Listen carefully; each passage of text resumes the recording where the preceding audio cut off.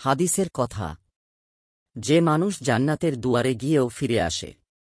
দৃশ্যমান আমলের আড়ালে অদৃশ্য তাকদীরের হাতছানি আমল, নিয়াত ও তাকদীরের নীরব লড়াই ইসলামের দৃষ্টিতে পরিণতি নির্ধারণের রহস্য।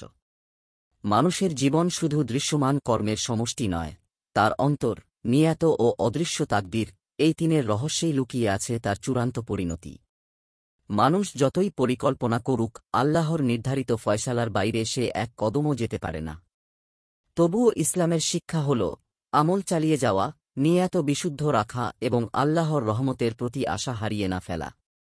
এই সত্যটি মহানবী সাল্লাল্লাহু আলাইহি ওয়াসাল্লাম এক গভীর হাদিসে তুলে ধরেছেন, যা তাকদীর, নিয়াত ও জীবনের শেষ পরিণতির বাস্তব চিত্র স্পষ্ট করে দেয়। আব্দুল্লাহ ইবনু মাসুদ রাদিয়াল্লাহু আনহু হতে বর্ণিত, তিনি বলেন, সত্যবাদী ও সত্যবাদী হিসেবে স্বীকৃত রাসূলুল্লাহ সাল্লাল্লাহু আলাইহি ওয়াসাল্লাম বলেছেন, তোমাদের প্রত্যেকেই আপন আপন মাতৃগর্ভে ৪০ দিন পর্যন্ত শুক্র হিসেবে জমা থাকে।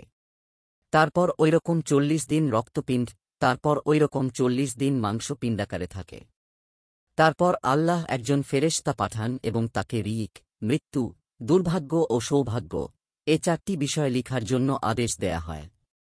তিনি আরও বলেন, আল্লাহর কসম, তোমাদের মাঝে যে কেউ অথবা বলেছেন, কোনো ব্যক্তি জাহান্নামীদের আমল করতে থাকে, এমনকি তার ও জাহান্নামের মাঝে মাত্র ১ হাত বা ১ গজের তফাত থাকে, এমন সময় তাকদীর তার ওপর প্রাধান্য লাভ করে আর তখন সে জান্নাতীদের আমল করা শুরু করে দেয়। ফলে সে জান্নাতে প্রবেশ করে।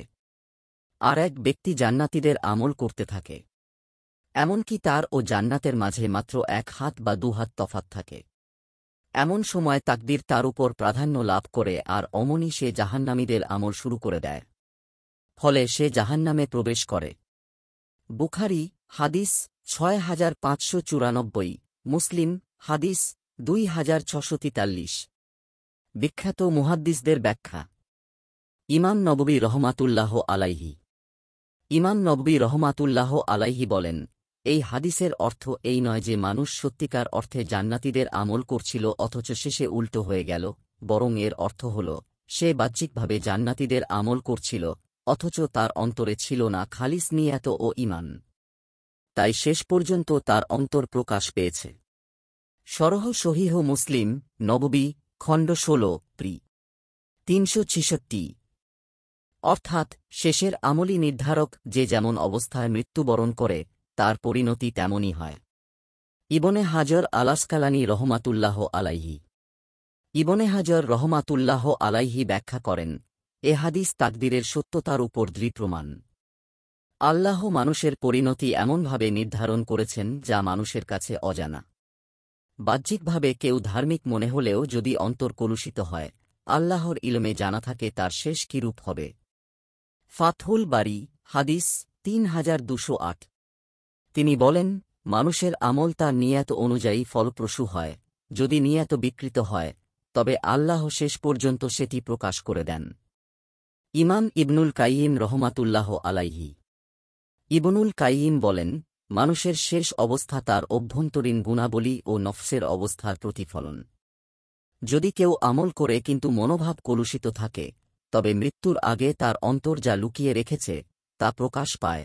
এটাই তাকদীরের প্রাধান্য। শিফাউল আলিল, প্রি ২১৩। ইমাম কুরতুবী রহমাতুল্লাহ আলাইহি। কুরতুবী বলেন, এই হাদিস আমাদের শেখায়, কোনো ব্যক্তি তার আমল নিয়ে কখনও গর্বিত হওয়া উচিত নয়, বরং সর্বদা আল্লাহর ভয় ও দয়া কামনা করতে হবে। আল মুফহিম, খণ্ড ৭, পৃ ১৮৮। হাদিস থেকে শিক্ষা। তাকদীর সত্য, আল্লাহ প্রতিটি মানুষের জীবনের রিজিক, আমল, আয়ু ও পরিণতি পূর্ব নির্ধারিত করেছেন। মানুষ অজানা, কেউ জানে না তার শেষ পরিণতি কেমন হবে, তাই অহংকার নয়, বিনয় থাকা উচিত। নিয়াতের গুরুত্ব। বাহ্যিক আমল যতই ভালো হোক, নিয়াত বিকৃত হলে শেষ পরিণতি বিপর্যয়কর হতে পারে। আখিরাতমুখী জীবন, আমল অব্যাহত রাখা ও অন্তরের বিশুদ্ধতা রক্ষা করা আবশ্যক। আল্লাহর ভয় ও আশার সমন্বয়, ভয় বা খাউফ যেন হতাশায় না ফেলে, আর আশা যেন অলসতা না আনে। এই হাদিস তাকদীর, নিয়াত ও শেষ আমলের বাস্তবতা নিয়ে গভীর দৃষ্টিভঙ্গি প্রদান করে। মানুষের বাহ্যিক আমল আল্লাহর নিকট তখনই গ্রহণযোগ্য হয় যখন তার অন্তর ও নিয়ত খালিস হয়। আর যদি কেউ বাহ্যিকভাবে ধার্মিক দেখায় অথচ অন্তরে কপটতা থাকে, তবে আল্লাহ তার শেষ আমল এমনভাবে ঘটিয়ে দেন যে তার প্রকৃত চরিত্র প্রকাশ পায়।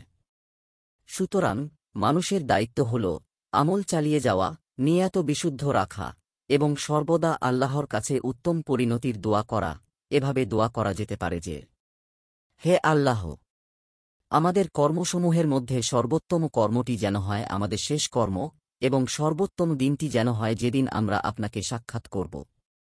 আল হাকিম, মুস্তাদরাক, এক ডিভিশন 713।